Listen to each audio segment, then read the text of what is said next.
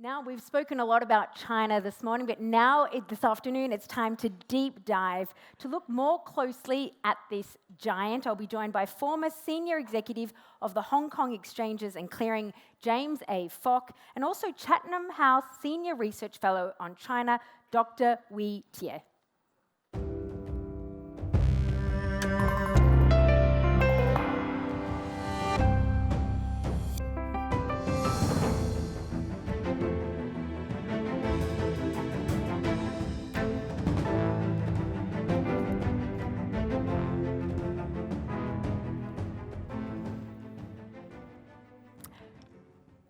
Thank you very much to both of you for being with us here today. Now, I think it is fair to say that China is an important, it's essential piece of the puzzle when we're looking at the global shake-up, and everyone is eager to understand the country's geo-economic intentions. Before we get started, though, I'm going to ask us together to watch a short video to set the scene.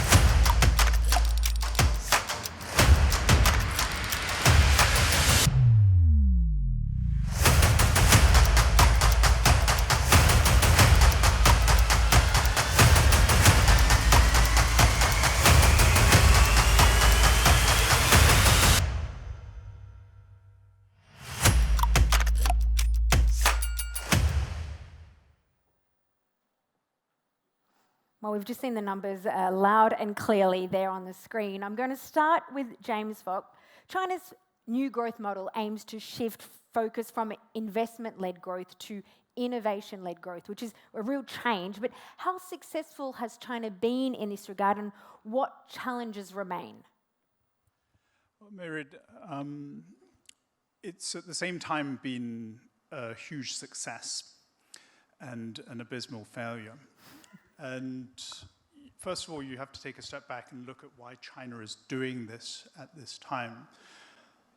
In the past, its competitive advantage really depended on a huge population and large labor force. That is now shrinking at a very rapid rate. China is aging at 3 times the rate of Western Europe and Japan. And so China needs to move away from low-end manufacturing into higher-end services and higher technology exports. This is the same thing that Japan had to do in the 1970s and 1980s. And where it's had huge success is in many industries now, China has moved away from that old copycat model. If you look across payments, if you look across renewable energy, if you look across electricity transmission and many, many other sectors, China is now innovating at a very rapid rate, and it is at the leading edge of world technology. But where it's not been particularly successful is in building the trust with other countries that's required to sell these higher-end goods. And the difference between the Chinese and the Japanese today comes down to 2 things. One is that in the old days, Sony Walkmans were a high-end technology good at the time, but the reality is that if you look at the connected devices that we use in our everyday lives and the software that powers modern society, these are much more intrusive, and they penetrate much deeper into our homes, our daily lives, and our thoughts.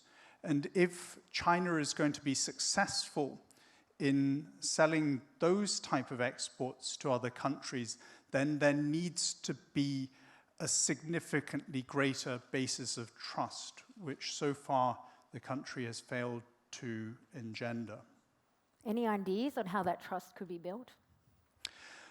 It's a slow process, but I think certainly if you look at China's diplomatic posture with regards to other country, it's partly due to its own history and the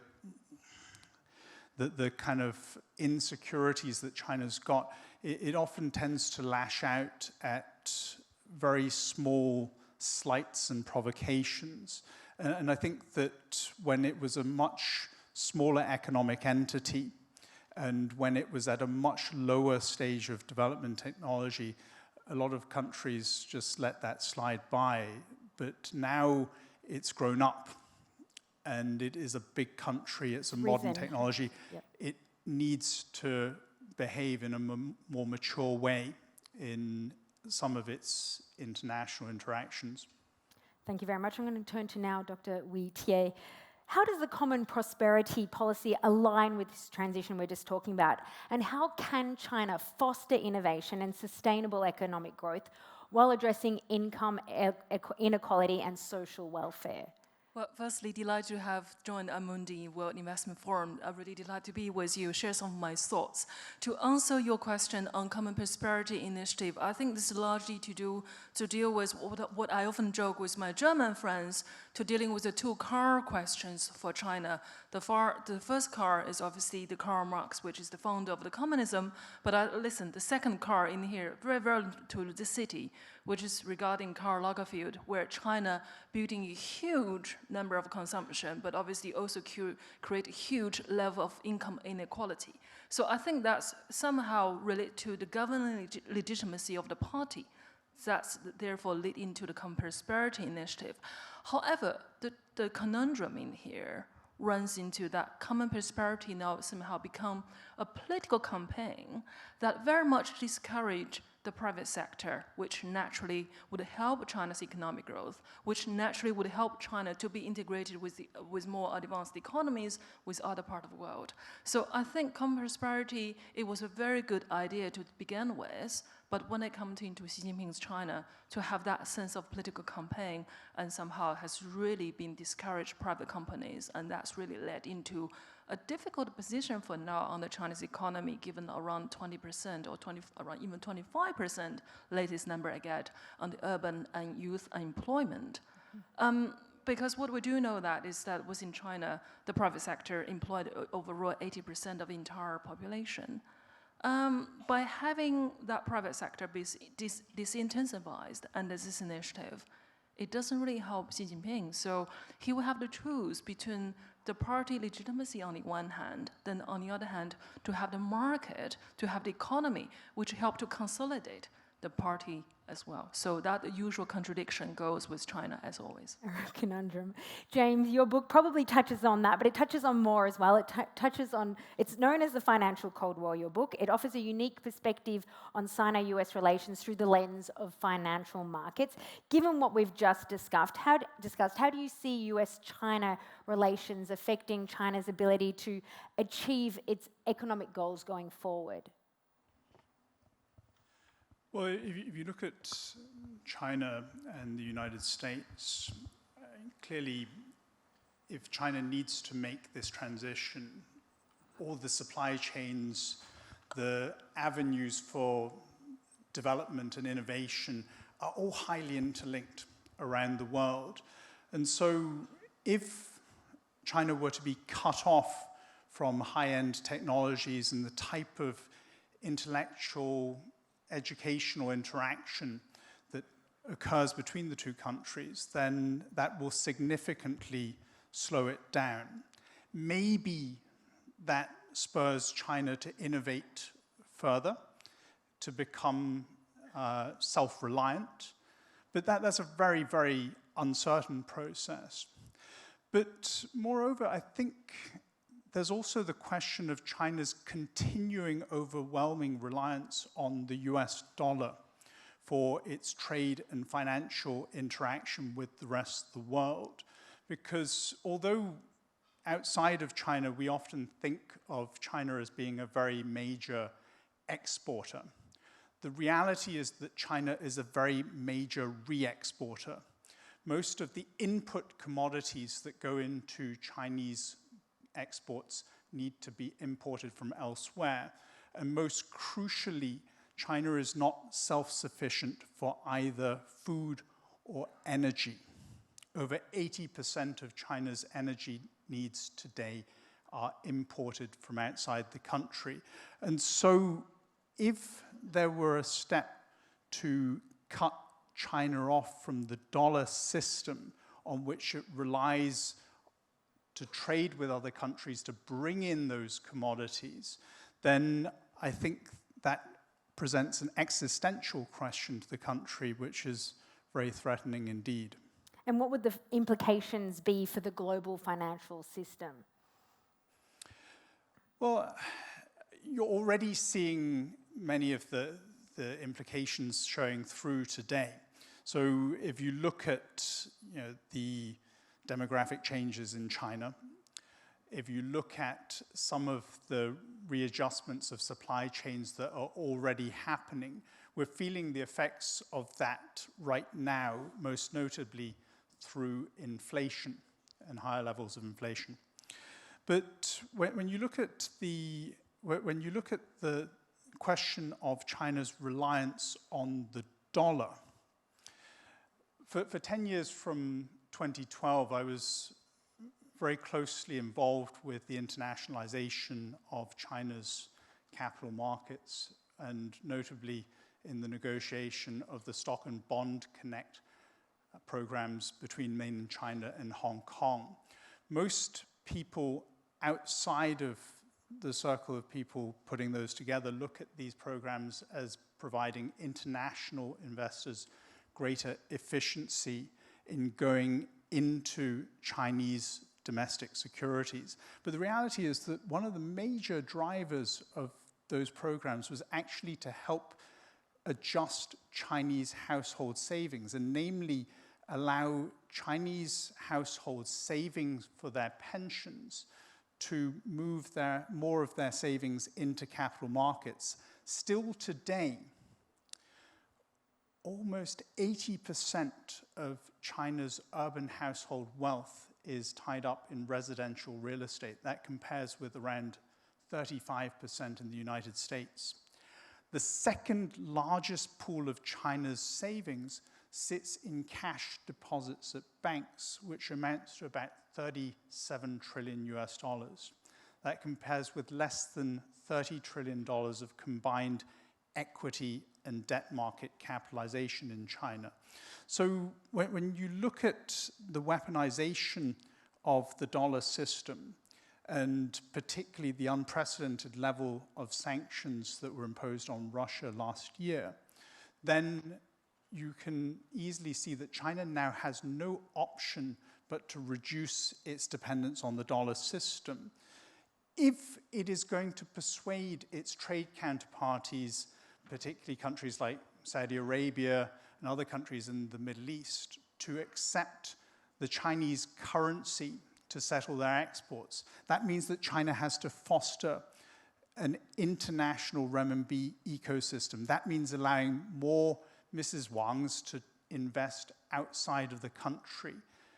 Any fraction of that $37 trillion of household savings hitting international markets will have huge implications on the destination markets and the asset classes that those investors are allowed to invest in. One final point is that when you look today at China, the valuations are down significantly in China's markets. A lot of the international community looks at this as a question of whether or not international investors have appetite to invest in China. The reality is that China's equity market valuations are going to depend much more significantly on whether Chinese households themselves have the confidence and appetite to invest in their own markets. Some fascinating insights there. We've touched on the US, so I'm going to turn to you, Dr. Wee Tie, to focus on Europe for a moment. How can Europe best navigate the changing geopolitical landscape, particularly with its regard to relationships with the US, China, its allies in the Asia-Pacific region? Well, thank you for this. Obviously, it's a very tricky one.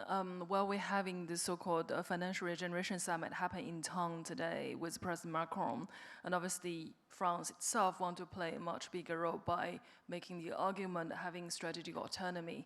And I think that China is also thinking along the same line.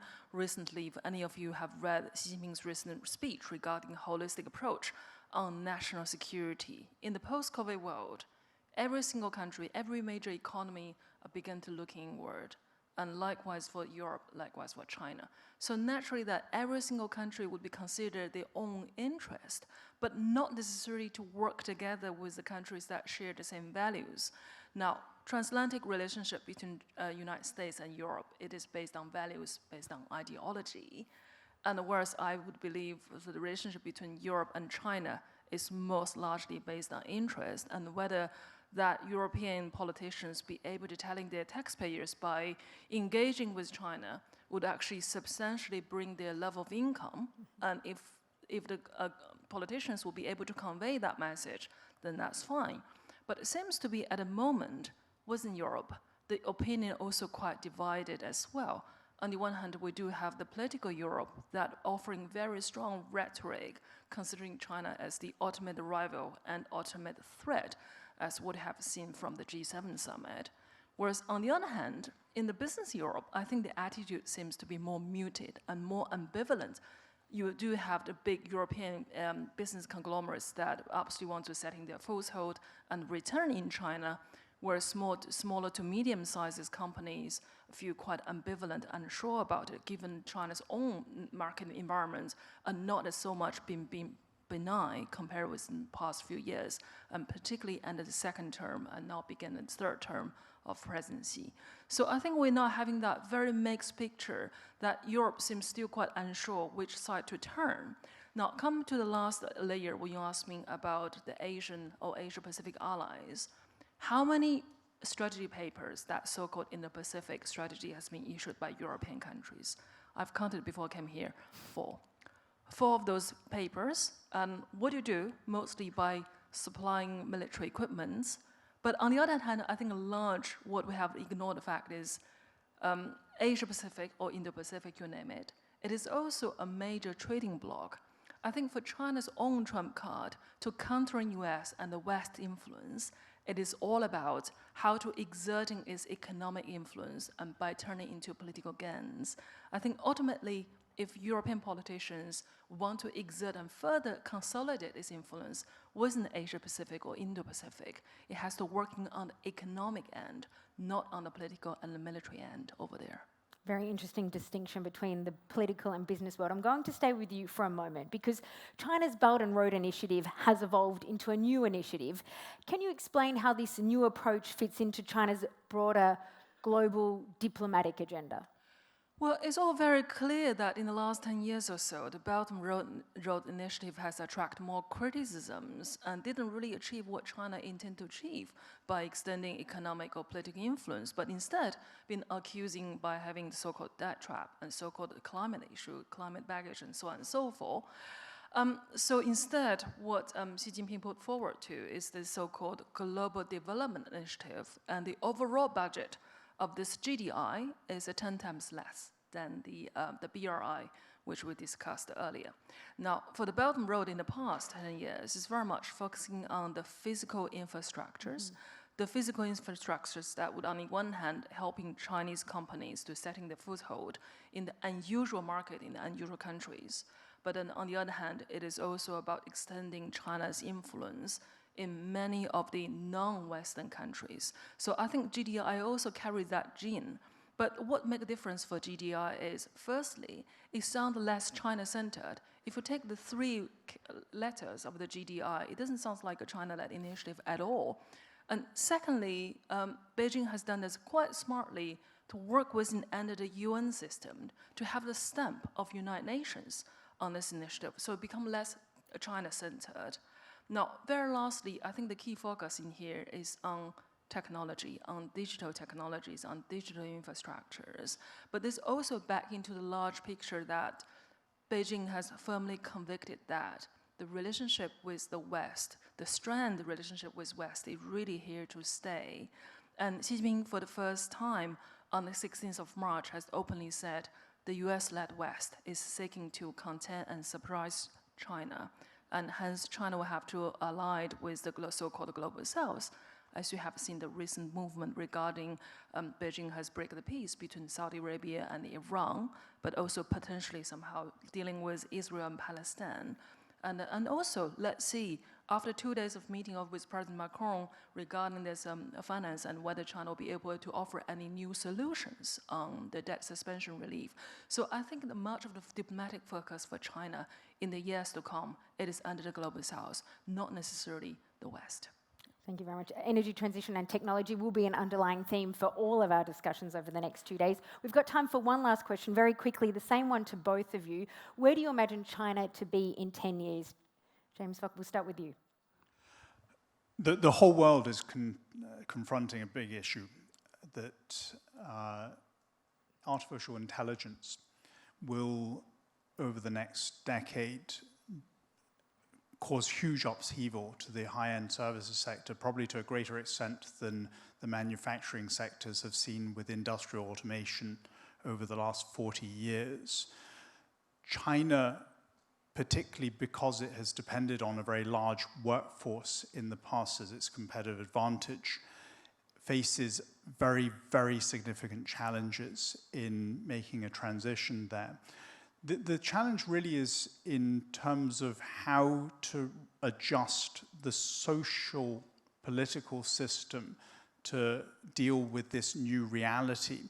It is not going to work if we continue to have a winner-takes-all type of market that has characterized so much of our system, whether it's in terms of wealth or technology in the past decade or two. So China at the leading edge of this. Common prosperity, I think, is not really an optional thing for China, and it will experiment a lot. And the success or failure of those experiments in China will drive whether or not the country succeeds in improving or lessening its prosperity. Dr. Wheatier, China in 10 years. Okay, well, earlier I said from Karl Marx to Karl Lagerfeld. Let me introduce another acronym in here. And if we all go back to the DNA, the 4 complements of DNA, I think that would also made up the 4 elements of China in 10 years. That is to say, ACGT. I'm going to go through every single thing with you. A means representing authoritarianism, so it's continue to have the one-party rule. And C means the consumerism, which is to say the large number of consumerism will continue. And G would stand for globalization. That is to say that China will continue to be integrated with part of the world, not behave like Russia, but continue to integrate part of the world, but partially, and global south, which is a part of the major play. And very lastly, the T, the technology. That is to say how the party is going to utilize the technology to rule the country, and also whether China's technology itself and technology standard that will be largely applied for a large part of the world. So I think the AGCST we're going to remember for that 10 years China. Dr. Wheatier, Mr. Fock, fascinating remarks and insights there. Thank you very much. Thank you.